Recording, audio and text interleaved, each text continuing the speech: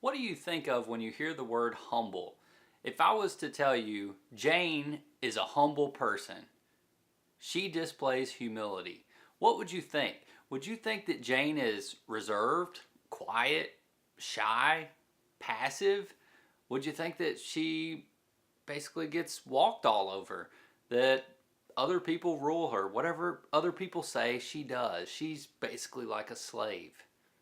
Or would you have a more positive connotation of that word humble? So, what if I was to tell you that to be humble is actually to be free? The Merriam Webster Dictionary actually defines humility as the freedom from pride and arrogance. So, if we're not humble, we're actually held captive, held slaves to pride and arrogance. So, humility is something that we all need to be working towards. We all need to achieve humility in our lives. This is a positive characteristic. It's not a negative characteristic. It doesn't mean that you're walked all over. It doesn't mean that you're shy, passive, all those things. No, it's positive. It means that you're truly set free from pride and arrogance. And even more so than that, Psalms 25:9 says that the humble, God guides in justice. The humble, He teaches His way. So, as we humble ourselves, God will guide us. As we humble ourselves, God will teach us His way. But if we don't humble ourselves, we cannot expect to be taught God's ways. We cannot expect for Him to teach us the things that He wants to reveal to us. We need to humble ourselves in order to receive that direction, receive the teaching, receive the guidance from the Lord. We can see this at work in Moses' life. So Numbers chapter 12 verse 3, Numbers 1, 2, 3 says that Moses was very humble, more so than all the men on the face of the earth. So Moses, when he was walking the earth, was the most humble person.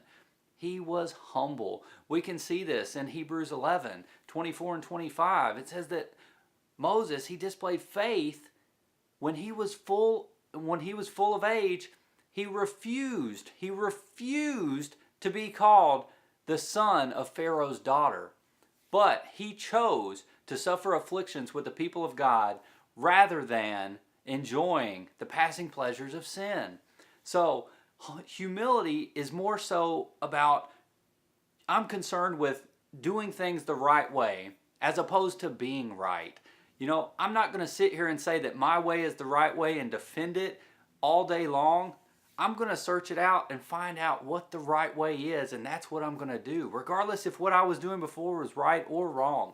That is humility. So that's what we need to be doing with God. God, I seek you. Lord, if there's any wrongdoing in my life, reveal that to me and I will change it. That's being humble. That's exercising humility. Now you're letting God teach you His ways. And God taught Moses His ways. We can see that in Psalm 103:7, that Moses knew the ways of God. He knew the ways of God because, again, according to Psalms 25:9, the humble He teaches His way. So Psalm 103:7 says, Moses knew the ways of God, but the children of Israel knew the acts of God. Why the difference there? Why did the children of Israel only know the acts of God, but Moses knew the ways of God? What does that mean? Well, it means that Moses humbled himself, and his humility allowed him to be taught the ways of God. The children of Israel did not exercise humility in their walk, so they only knew the acts of God. They saw the acts. They saw God parting the Red Sea. They saw His acts, but they didn't know His ways. So what does that mean? So let's take, for example, a mouse. We put out mouse traps in our house because you don't want mice in your house. What do we normally put on that mouse trap to catch the mouse? Normally we put cheese. We know the acts of mice, but do you want to know the ways of mice? If you truly research mice and what they like to eat, they enjoy more foods that are higher in carbohydrates. So your grains, your fruit, your nuts, the seeds, that's what they enjoy. Foods with higher carbohydrates. It's not cheese. Why do we always put cheese on traps? Because that's what everybody always says. You look at advertisements, you look at even the mousetrap boxes that you buy at the store and it has cheese on there. But that's the acts of mice. That's not truly what they enjoy. The ways of mice is the seeds, the grains, the fruit. That's what they enjoy. So that's the difference, knowing the acts or knowing the ways. We need to know the ways of God, and we do that by exercising humility.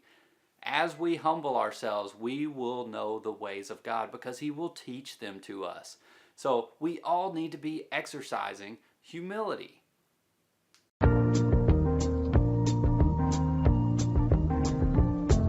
Such a feeling's coming over me.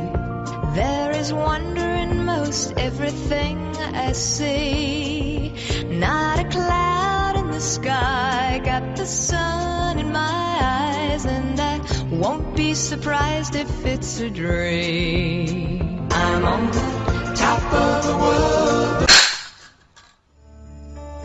This is the end, beautiful friend. This is the end.